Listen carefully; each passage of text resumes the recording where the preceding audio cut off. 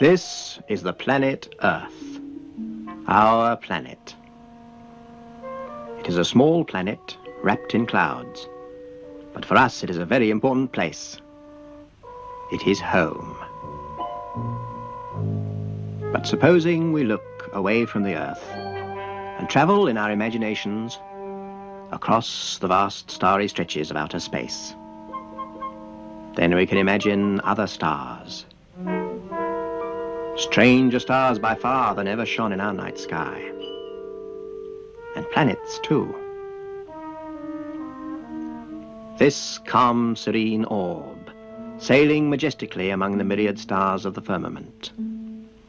Perhaps this star, too, is home for somebody. Can we imagine the sort of people that might live on a star like this? Yes, Walt Disney.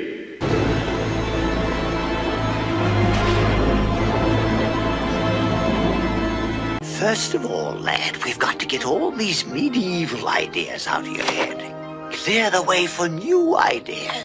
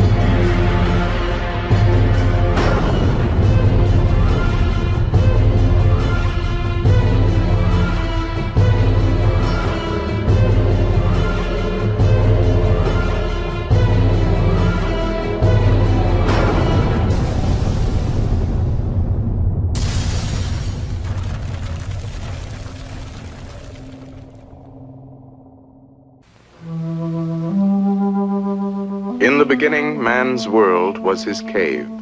His only concern was for food and companionship.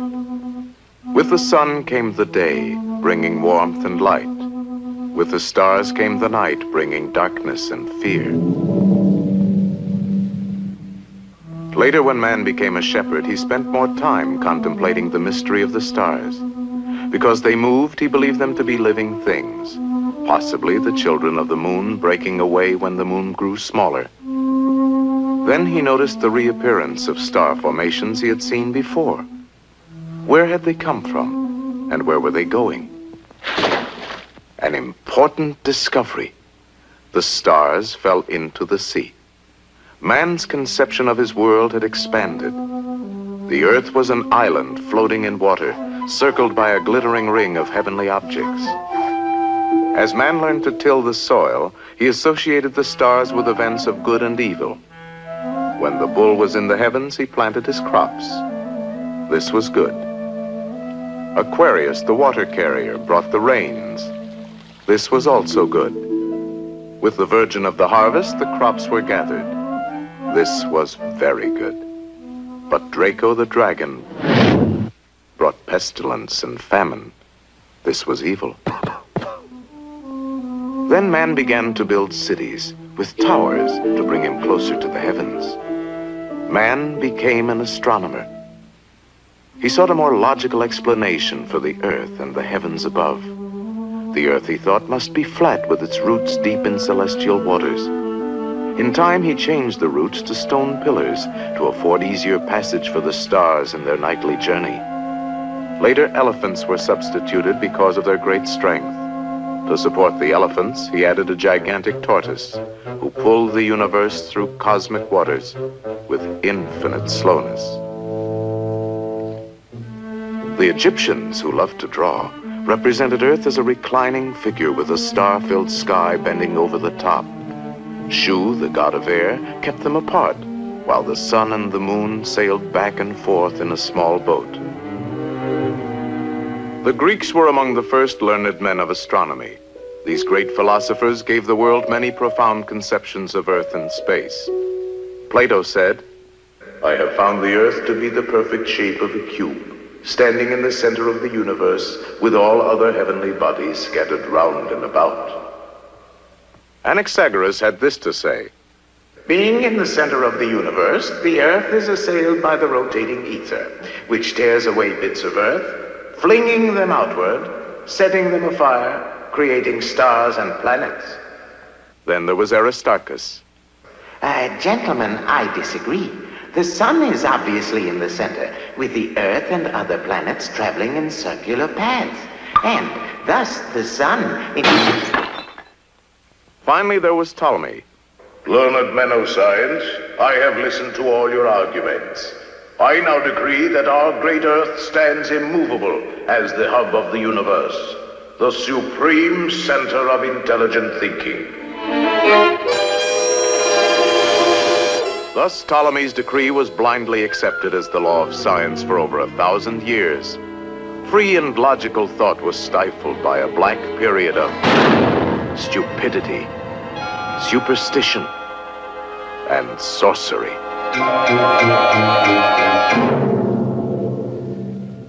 With the Renaissance came a learned monk,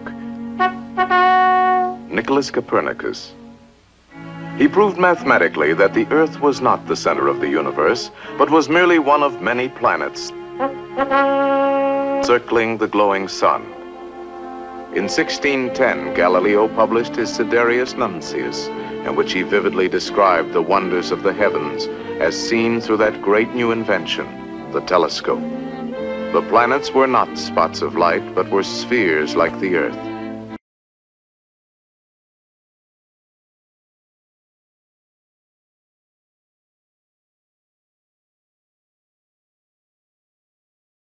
Venus had phases like the moon. Saturn had a gorgeous ring, and Mars was round and red.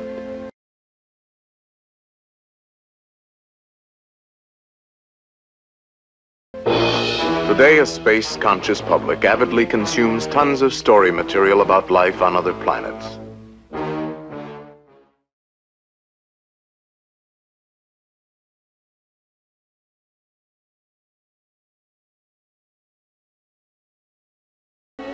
In this exciting age when everyone seems to be talking about the future possibilities of space travel, there's much speculation on what we will discover when we visit other worlds. Will we find planets with only a low form of vegetable life, or will they be mechanical robots controlled by super intelligent beings? One of the most fascinating fields of modern science deals with the possibility of life on other planets.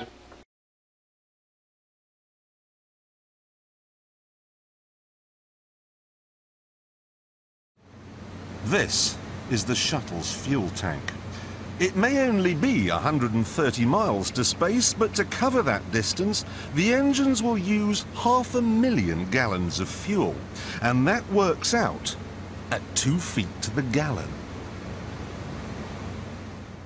Despite the cost, however, NASA does need to test these engines once in a while. So they built this place in the wetlands of Mississippi.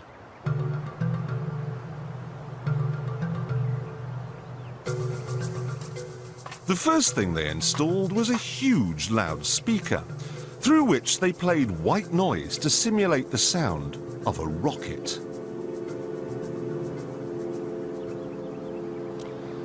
They then sent a number of trucks in different directions out into the wilderness, and the drivers were ordered to stop when the noise levels became acceptable. This gave them an imaginary boundary line, and anyone living on the inside of it was offered a simple choice. Stay, and you'll never hear another television program as long as you live. Or take the NASA shilling and get out. No one stayed, and NASA ended up with exactly what it wanted. 125,000 acres of nothing.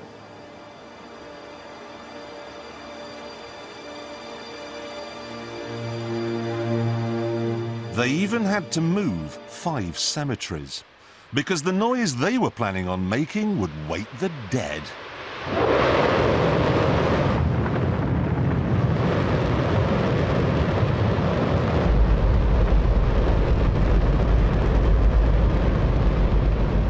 Don't worry if you can't hear what I'm saying. I couldn't even hear myself. This is the loudest sound you could possibly conceive. And, as it turns out, the cleanest.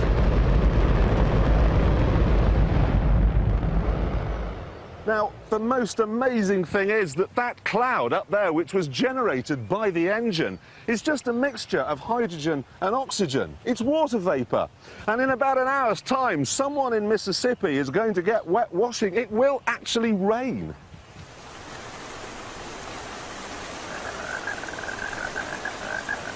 I told you! It's raining! That's unbelievable! Oh. NASA's playing God. It's making its own weather.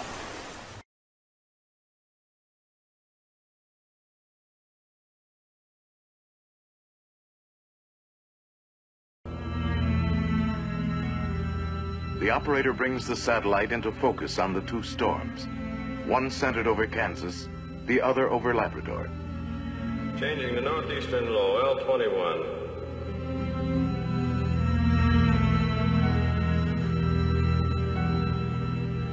With the touch of a button, the battle begins. On the ground, chemical cloud seeders begin to work the 2 storm areas. Robot planes seed the clouds from above. The storm centers over Kansas and over Labrador intensify as seeding continues. Now changing over to Hurricane Center H8.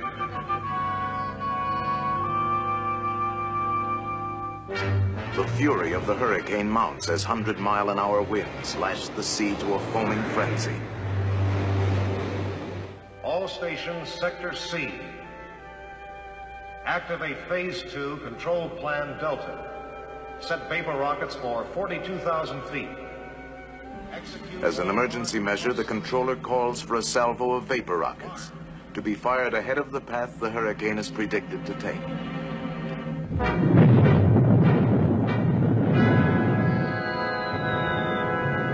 These artificial clouds will block the sun from evaporating more water to feed the hurricane. The reports coming into the control center indicate that the diversionary cloud seeding over Kansas is now creating a flood danger.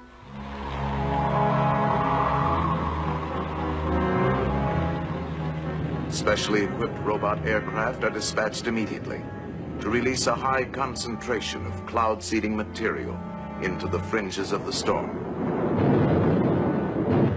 Heavier seeding from the ground also helps to subdue the rain by spreading it over a wider area. The controller calls for another view of the hurricane, which has now moved closer to the coast.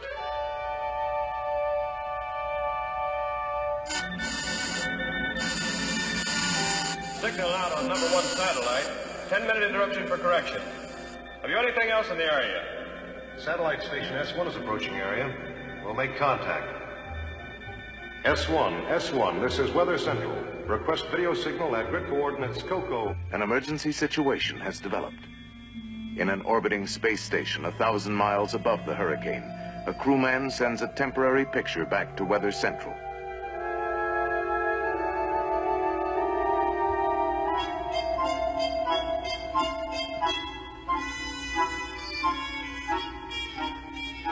Okay, S1, your video is R5S5. Thank you.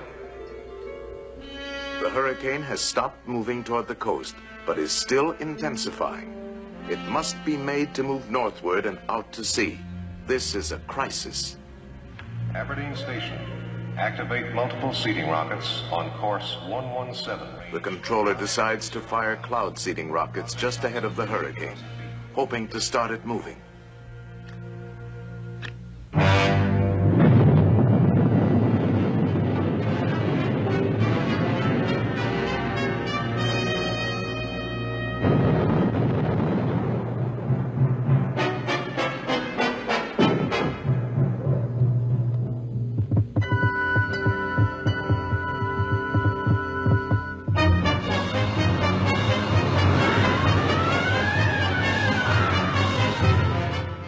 Slowly, the hurricane begins to shift. All available forces have been brought into play. Now we can only watch and wait.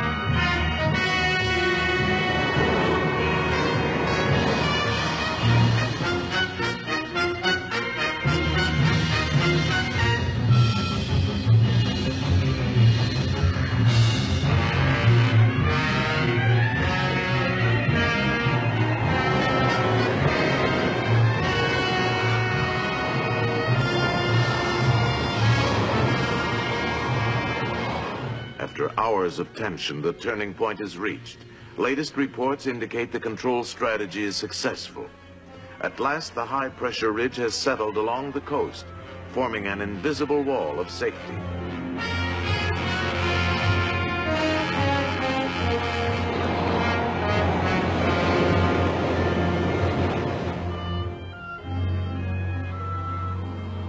The storm is over.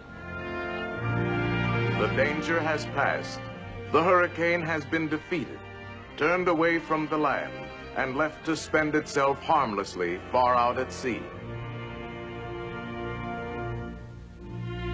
In the world of tomorrow, weather control will enrich and safeguard our daily lives. In the foreseeable future, we will conquer more than violent storms. We will turn the destructive elements of today into new sources of power, shaping the land on which we live. All mankind will benefit. Arid wastelands will be made green and fertile, and vast frozen areas will become productive. To this end, man-made satellites will probe the secrets of the skies. They will be our eyes in outer space.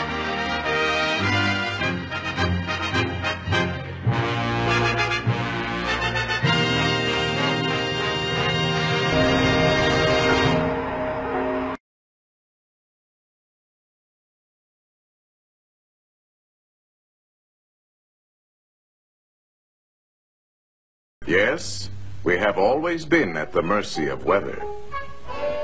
When the weather is nice, we are happy. If the weather is hot and muggy, we tend to be frustrated, irritable, and even criminal. But if the fog rolls in, we are apt to be depressed. Thunderstorms cause fear and apprehension. Icy winds and snow seem to slow us down.